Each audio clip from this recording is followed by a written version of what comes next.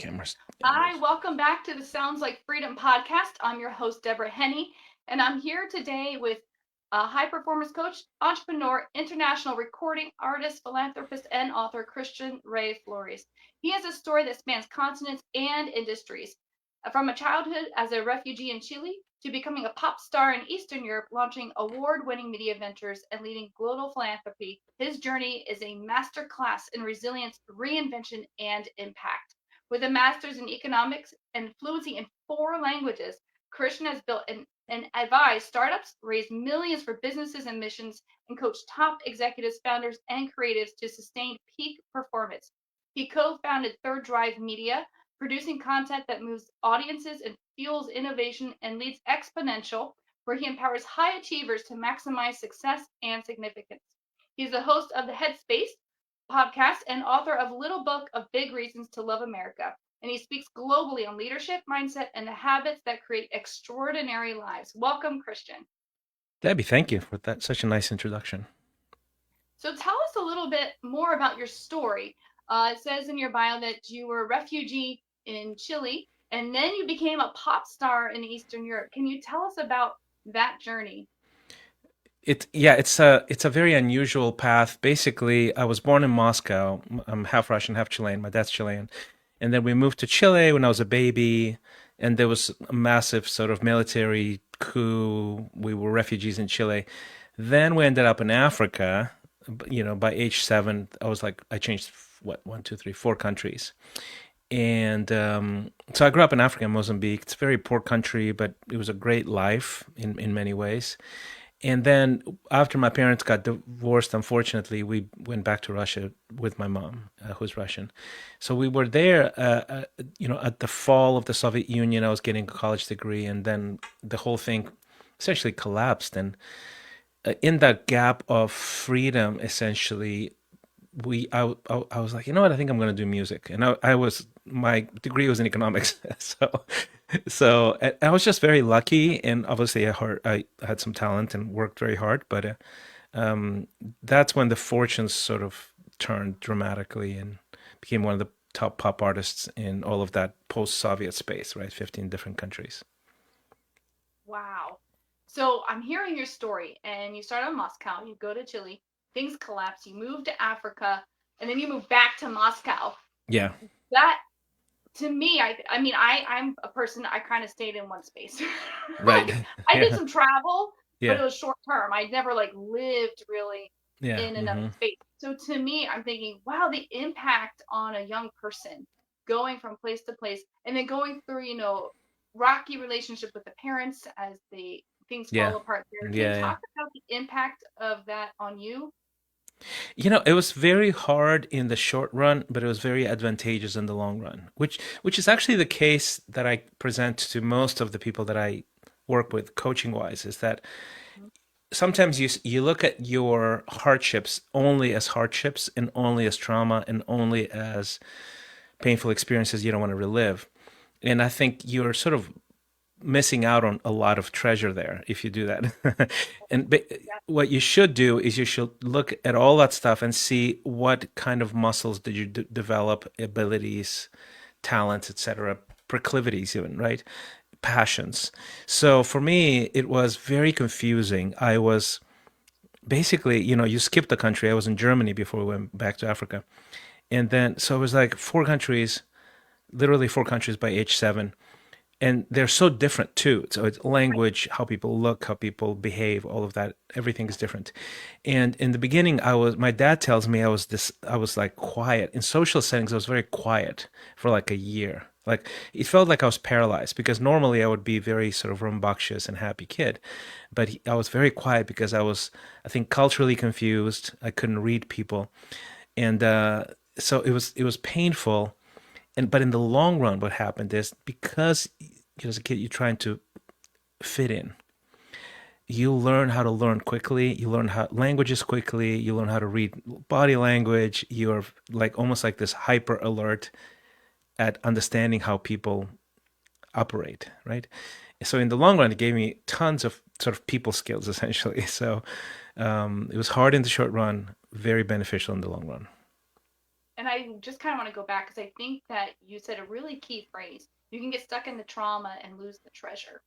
Yeah, And that's that's right. so true. And I agree. I've seen that over and over again in my own life and other people's lives, Yeah, yeah. reading different stories, hearing different stories, that if we get stuck in that space, in the trauma, we really miss the treasure and the growth and the propel into the next. So can you talk about like a strategy that somebody who maybe is kind of feeling stuck in the trauma, something that they can use to get to the other side of that? Because there is a journey, right? It's a Yeah, process. It's not an overnight thing. And I do think that there is a space for maybe like a lament. of And course. maybe if you can talk about that too, that would Yeah, be yeah, great. yeah. Well, I would say, I mean, the you can be a victim. I think all of us, not all, most of us will be victims of something or somebody at some point. Correct? Every single one of us. There's Right. just no avoiding that. I think the trouble is not it's staying a victim perpetually, and that really gets you into a very difficult sort of downward spiral that it's hard to get out of. And to your question about how do you get out of it? Well, first of all, get guidance. I believe in coaching. My first coach was a pastor, a missionary, Canadian missionary, and he changed my life because he accelerated my growth. Right. So get guidance, be discipled by somebody, apprentice under somebody. That will accelerate your progress. Faith is a huge deal. To me, it was massive because you start seeing the macro picture, the big picture above yourself, right? And if you can see that there's a benevolent God who allows things to happen for your own benefit, and actually even the bad turns into good for you, that changes the way you think about the thing, right? Having if it's necessary to get therapy. I went through this traumatic event in later in life, in my mid 20s to late 30s, no, mid late 20s, that it took me like to joining a program called grief recovery, that my wife joined a year before that. And when I joined, it literally in 9 weeks it turned my life around. Like that one piece that was sort of stuck, it was dislodged, right, permanently. I think the other thing that will really help is don't hang around with perpetual victims, because then you normalize victimhood. Hang around with people who refuse to be victims perpetually, and that they will call you out of victimhood and pull you up and call you higher. That's just a quick set of. Oh, and the other one probably is beyond once you get beyond the grief. I think if you can mine your trauma for the power that you can impart, the service you can provide for other people, it's huge. It's huge. It's. I mean, it just makes you so joyful and grateful for even for the trauma. In fact, a lot of the coaching I do for professionals and how to distinguish yourself in the marketplace is one of the places we'll look for the unfair advantage is in trauma, actually. So you can actually mine your trauma for an unfair advantage in life. And most people don't even think that way. But it's absolutely true. I can guarantee you that. So good, so powerful. So kind of going back to that grief and that grief recovery, Yeah. because I think that's something that tends to be missing in Yeah. our culture is that space for lament. Mm-hmm. Um, so if we could kind of lean into that a little bit, because I've been, I read a great quote recently, and I'm not going to be able to phrase it exactly because it was put in like super academic terms, Yeah. but it was basically like because our culture has denied a space of lament, we wind up getting stuck in denial. And then that gets stuck in these facades. We get stuck in these facades that everything's okay. Sure. I'm Yeah. fine. Life is great because Mm-hmm. we didn't give that space for lament Yes. as part of Yes. the process, a legitimate part of the process. So I'd love to highlight the difference between a legitimate part of the process being lament versus getting stuck Well, and there's a being big difference. a Yeah. victim and complaining. I think, I mean, they probably overlap. One sort of causes the other or enhances the other. But I mean, that was sort of the situation with me, is that I went through a specific sort of traumatic relational experience with someone actually in the church in a position of leadership. So it's like makes it worse, right? You're not supposed to, be traumatized by your own church, but you are sometimes, actually, oftentimes. But the I my wife Debbie, right? My wife is Deb, she she went through grief recovery, and she was like, "Oh, Christian, you need this." And my first response was actually denial, right? And the way I phrased it was, I said, "Look, you are like, I understand that bad things have happened. I mean, seriously, I went through okay, military coup in Chile, civil war in Mozambique, the fall of the Soviet Union, tanks in the streets. Like, this is not even like the worst thing that happened to me or with me." And so I was like, look, bad things happen to everybody. I'm fine, right? That was sort of the denial part. And I could back it up because I wasn't like, I was high functioning. I was in leadership. I was started a business. So I was like, look, I'm not like curled in a fetal position in my parents' basement or anything like that. I'm not escaping. I'm not drinking or doing drugs. I'm not gambling. I don't understand why you want me to sort of enter something that I already know was there and it passed, etc. And of course, my wife, she very patiently sort of, just continued to bring it up every once in a while. And then eventually there was something that happened. I don't remember exactly what the triggering event was, but it was something that revealed that I was not fine, actually. That there were things that I was high functioning, but I was not I wasn't flourishing, right? And that there's a difference there too. Mm-hmm. And then I said, okay, I'll go. And I went, and it was just sort of, that's exactly what you say. You are forced to think, process, talk through, digest things that are unpleasant, and just sit in it for a little bit and lament. And then have sort of make some moves internally, externally, spiritually. And then the thing that was sort of almost like lodged somewhere in there, blocking your vitality, your full vitality, it gets dislodged and it goes away. And then you are free, and you are free to be your full self, be fully alive, be fully creative, and serve other people. So good. So would you suggest that if somebody is realizing that, you know what, I might need that lament space, that Mm-hmm. they find somebody else to process that with rather than Yeah, doing I it think themselves? so. Well, the like I didn't do therapy. Therapy can be powerful. You have to really know who you're working with. Obviously, there's a lot of nuance there. Grief recovery is interesting. Grief recovery is very finite. It's like, I think it was like 9 weeks or something like that, and you processed on your own, but you had a buddy that you were paired up with, and that person was there to listen to you. And there were specific things that you would say to the other person, and the other person was not there to comment, to analyze you. They're just there to listen. Mm-hmm. And so it was a very interesting technique or approach, strategy. I've seen people where it didn't work super well for them, but it worked really, really well for me. I think part of it has to do with how I processed.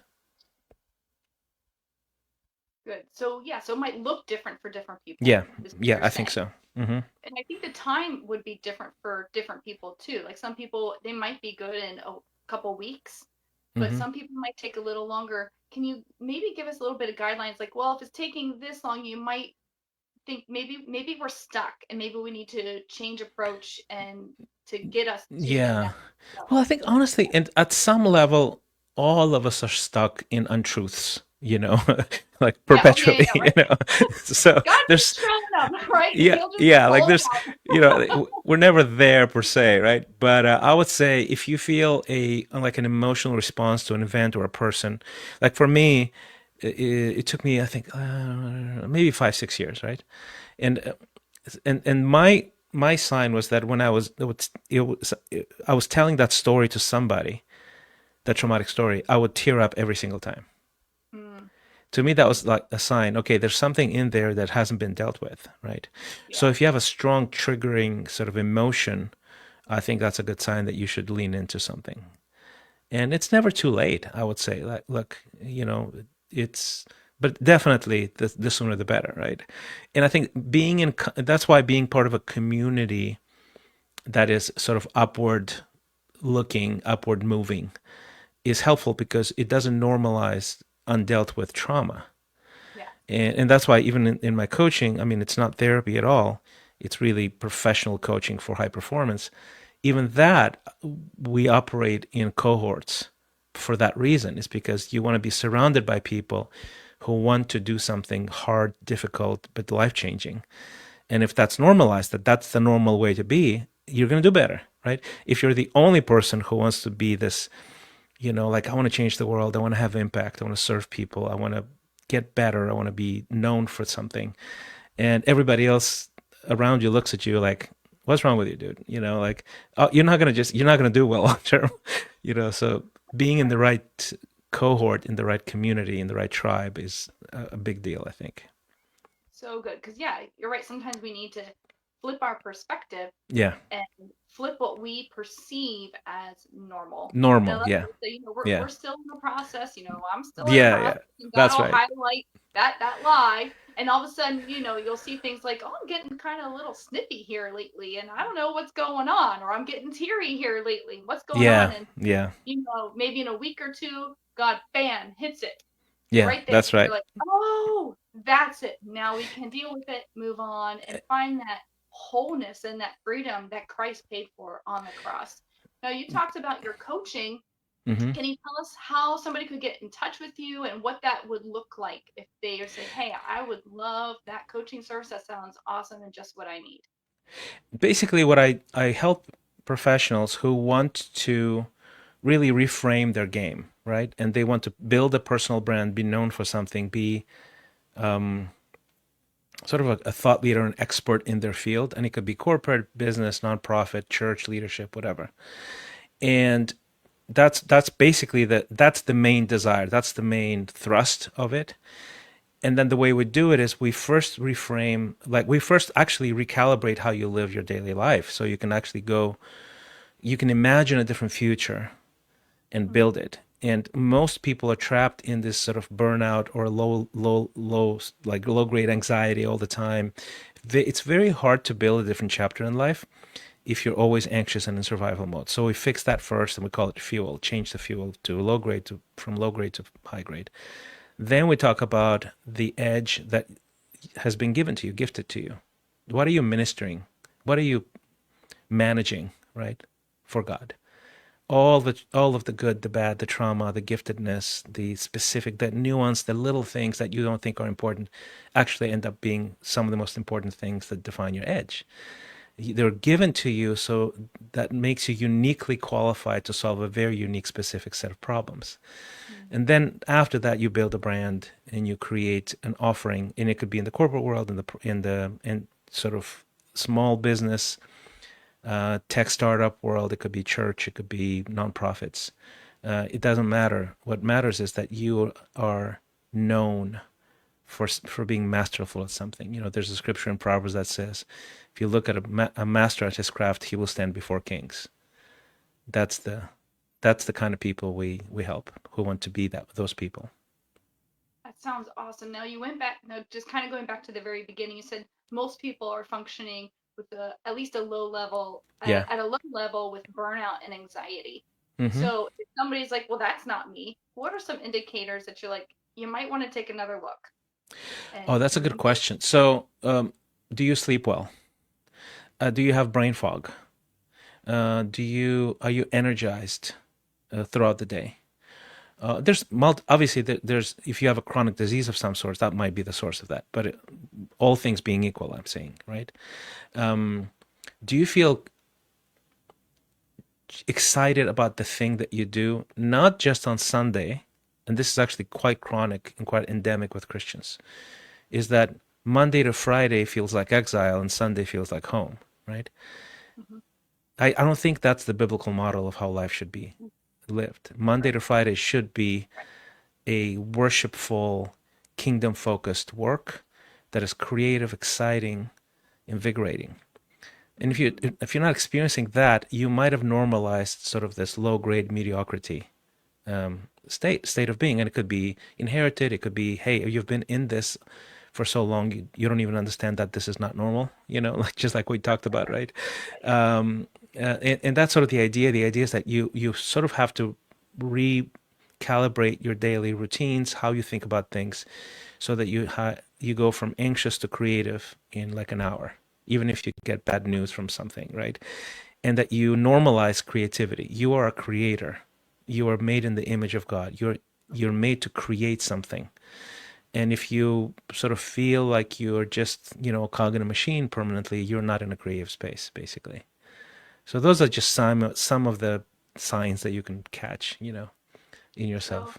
good. And that even reminds me of the scripture that says, everything that you do, including your day job, do it as unto the Lord. So when Exactly. I go Yeah. to the church on Sunday, I'm going as unto the Lord. But also when I go to work on Monday, Yeah. Tuesday, it's It's all it's for it's God. the most segregated place in Western Christianity is the job.